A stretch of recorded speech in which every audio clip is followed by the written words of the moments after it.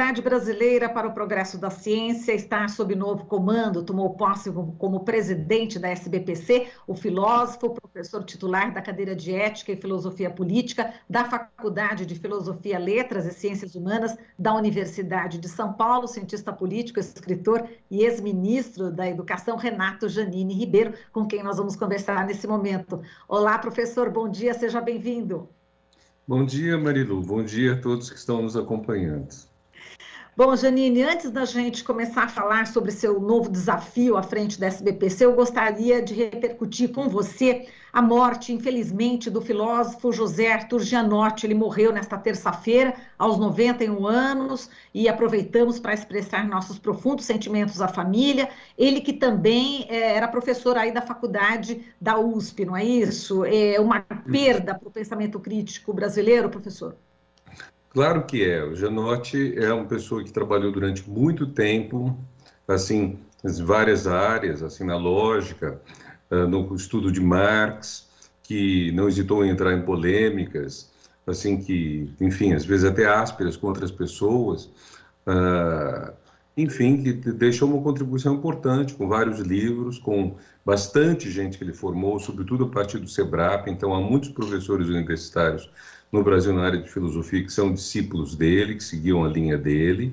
Então, é realmente uma lástima que ele tenha falecido, e fazia tempo que não tinha notícias dele. Então, não sei o que aconteceu, como que foi, mas é realmente uma perda, né? Perfeito.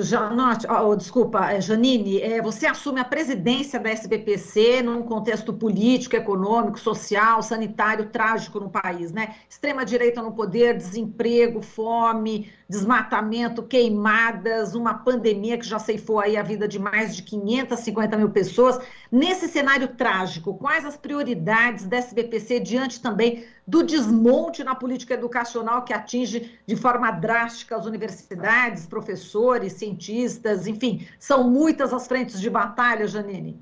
São. Quer dizer, primeiro de tudo, nós temos que lutar para manter ou recompor orçamentos que estão seriamente prejudicados. Quer dizer, a gente tem agora esses dias o apagão do CNPq, ou seja, a plataforma Lattes e vários serviços CNPq não estão sendo acessados. Tudo segundo a informação que temos, que foi divulgada pela presidência do CNPq, que está lidando com o assunto, dando informações à comunidade, o que é positivo. Segundo as informações que temos, queimou uma placa. Então, esperamos que isso não tenha afetado nada do que seria o equivalente do disco rígido, da base de dados. Agora, há questões que se colocam, quer dizer, há um corte de verbas promovido basicamente pelo Ministério da Economia em todas as áreas, e há constantemente um conflito entre o Ministério da Economia, as agências de fomento, o CAPES, CNPq, a FINEP, o Ministério de Ciência e Tecnologia, todos esses procurando preservar os seus orçamentos já minguados, já muito reduzidos em relação ao apogeu que se chegou por volta de 2013 e que depois foi declinando pronunciadamente desde a derrubada da presidente Dilma Rousseff. Então, nós temos uma situação complicada, quer dizer, eu faço paralelo com o supercomputador Tupã. O Tupã, que está no Instituto Nacional de Pesquisas Espaciais, é um supercomputador que foi adquirido em 2011, que faz, se não me engano, 30 mil cálculos por segundo. Então, ele permite uma previsão do tempo, uma previsão climática muito acurada, o que é extremamente importante para a agricultura, a pecuária e o turismo, essas três atividades econômicas, como também para todos nós. Quer dizer, se você quer pensar se no fim de semana você vai viajar para a praia, é bom você ter uma previsão se você vai agasalhada como está agora, ou se você vai poder se beneficiar do sol. Quer dizer, beneficia toda a sociedade, mas, sobretudo, três atividades econômicas importantes. O agronegócio responde uma parte substancial do PIB brasileiro, o turismo é uma área em expansão no mundo todo. Então, se você deixa um supercomputador que faz previsão do tempo sucumbir, você tem um prejuízo gigantesco. E o que é o problema do Tupã? Assim, são dois problemas. Primeiro, ele precisaria ser trocado, porque como ele é hiperutilizado, ele tem uma vida útil relativamente curta. Já faz vários anos que ele está se mantendo graças ao esforço do pessoal do INPE no sentido de preservar a máquina, mas já deveria ter sido trocado. Agora, a conta de luz dele é elevada, é 5 milhões de reais por ano. E o problema foi justamente não se pagar a conta de luz, não haver verba para pagar a conta de luz, e a gente poder perder esse instrumento de previsão do tempo, assim, simplesmente por não pagar a conta. Eu faço a comparação com colocar óleo no motor do seu carro. Você compra um carro bom e não coloca óleo, você economiza R$ 100, R$ 200, e aí funde o motor, e aí o seu carro não circula. E você perdeu uma máquina que pode valer 50 mil, 100 mil, pode valer mais de R$ 1 milhão, se for uma Lamborghini, carro muito chique. Mas em todos esses casos, ou você dá uma manutenção, ou você não faz. E a mesma coisa vale para toda a área de ciência e tecnologia. Ou você tem jovens que estudaram, que começaram a fazer mestrado, doutorado, estão sem bolsa. Bolsas foram reduzidas em número, o valor de bolsas não é registrado há vários anos, as bolsas tem um valor baixo, R$ 1.000 e poucos a bolsa de mestrado, doutorado é mais, mas não é muito mais. Então, que você tem uma pessoa na faixa de, sei lá, dos 25 anos, muitas vezes, que está com uma bolsa desse valor ou até sem bolsa. Então, resultado, você tem talentos que estão migrando, você tem gente que está deixando o Brasil, numa proporção que não havia antes. Brasileiro não faz brain drain, brasileiro não tem evasão de cérebros, comparada com a da Índia ou da Argentina. São nossos parceiros, Índia no BRICS, Argentina no Mercosul, mas são países que têm uma tradição de evasão de cérebros e até sabem lidar com isso. Agora, o Brasil não tem essa tradição. O brasileiro dificilmente deixa o país, ou pelo menos uma proporção muito menor.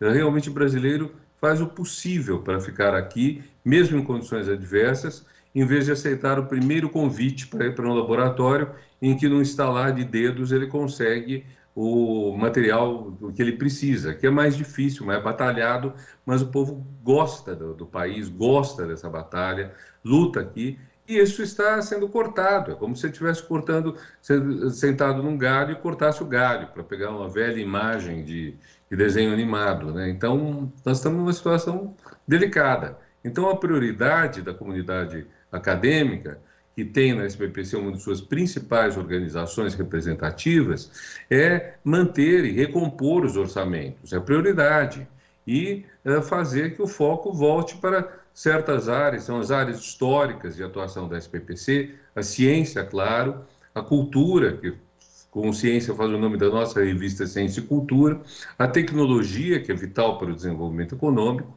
a saúde, o meio ambiente, a inclusão social. Quer dizer, todas as áreas juntas, elas compõem uma possibilidade de crescimento econômico e social muito importante.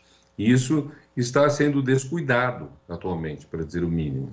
Exato. E, portanto, a inclusão social é prioritária para o desenvolvimento do país, não é isso? Seríamos muito melhores se houvesse essa inclusão, né, Janine?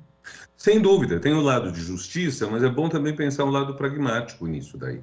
Se você tem, como eu calculo, umas 30% de pessoas na população brasileira que têm as oportunidades de moradia, alimentação, transporte, educação, saúde, umas 30% de pessoas que têm, então, oportunidades de realizar suas potencialidades, seus talentos, suas capacidades, e você tem 70% que estão mais ou menos, mas a maior parte mais, à margem dessas potencialidades, você então está tendo um desperdício de talentos. Quer dizer, quantos são os possíveis médicos, engenheiros, advogados, cientistas, pesquisadores, artistas, até mesmo empresários, que moram em comunidades pobres, às vezes paupérrimas, miseráveis, e cujo potencial jamais foi identificado, quanto mais será realizado. E se com 30%, vamos dizer, da sua capacidade, imagina alguém que tem 30% de capacidade realizada e 70% de capacidade ociosa. Se com 30% a gente chegou a ser a 7ª economia do mundo, 11º país em produção científica qualificada, imagina se a gente subir de 30% para 60%, 70%, 90% e um dia chegar a 100%. Quer dizer, 100% é mais difícil, mais demorado, mas você pode ter um governo que diga: no espaço de um mandato, nós vamos tentar subir a 50%, 60% e vamos deixar as sementes para isso crescer cada vez mais, né? Agora, para isso, você tem que ter um protagonismo da inteligência no poder político. Você tem que dar uma valorização muito grande à ciência e a tudo que ela descobriu. E são questões, às vezes, novas. Por exemplo, você compara com o começo do século, hoje a questão do meio ambiente é muito mais relevante nos corações e mentes, na reflexão científica, do que 20 anos atrás. Já se sabia do aquecimento global, já se sabia da biodiversidade amazônica, mas hoje a gente avançou muito nas potencialidades e também num risco. O risco grande que a gente tem hoje é a transmissão de vírus da floresta para o mundo urbano, tipo AIDS, tipo coronavírus. Então, você tem que saber lidar com isso, entende? Quer dizer, e tudo isso é um mapa de ação que a gente tem que desenhar.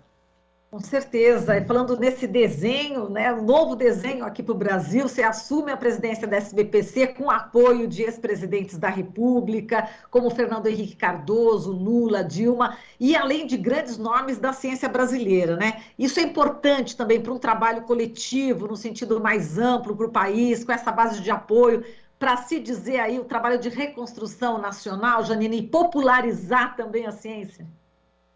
Popularizar a ciência, o ponto básico, o ponto primeiro é o seguinte: você tem uma parte da população que acredita na Terra plana. A gente não sabe se são 5% ou são 20%, mas de qualquer forma é um erro. Agora, quem acredita na Terra plana, mesmo assim é capaz de usar um Waze, usar um GPS, e pressupõe satélites rodando em torno de uma Terra que é redonda. Quase redonda, né? Não é exatamente uma bola. Então, o que você tem? As pessoas se beneficiam dos resultados da ciência sem conhecer o espírito científico. Você não tem que fazer todo mundo conhecer ciência. Isso é uma parte da população que vai conhecer. Mas espírito científico, espírito crítico, saber avaliar uma notícia, uma informação e procurar ver se ela tem razão ou não. Quanta gente recebe correntes de WhatsApp que dizem besteiras arrematadas e não sabe, e nem lhe ocorre dar um Google para chegar se aquela notícia é verdadeira ou não, entende? Quer dizer, nós precisamos, então, fazer crescer o espírito científico. Isso, a divulgação científica, a população em geral, a educação científica, para quem está estudando na educação básica ou no ensino superior, é fundamental. Mas acho que é, sobretudo, esse espírito de você, quando tem uma informação, não confiar simplesmente na pessoa que informou, mas checar a informação. Isso é muito importante. Muito bem. Janine, a gente está no finalzinho, mas eu queria muito repercutir contigo o que aconteceu com a Simone Biles, né? Ela desistiu aí da final individual geral nas Olimpíadas de Tóquio, ela se posicionou, ela falou que está cuidando da saúde mental dela, falar sobre isso é importante. Como é que você viu esse posicionamento da Simone Biles? Eu comentei isso ontem no Facebook, porque o Globo, a esse propósito, o jornal Globo, tratou de 10 atletas conhecidos, inclusive o Diogo Hipólito, brasileiro, que tiveram situações equivalentes. Recentemente, uma grande tenista parou no Roland Garros porque ela não dava conta de dar entrevista. Não dava conta.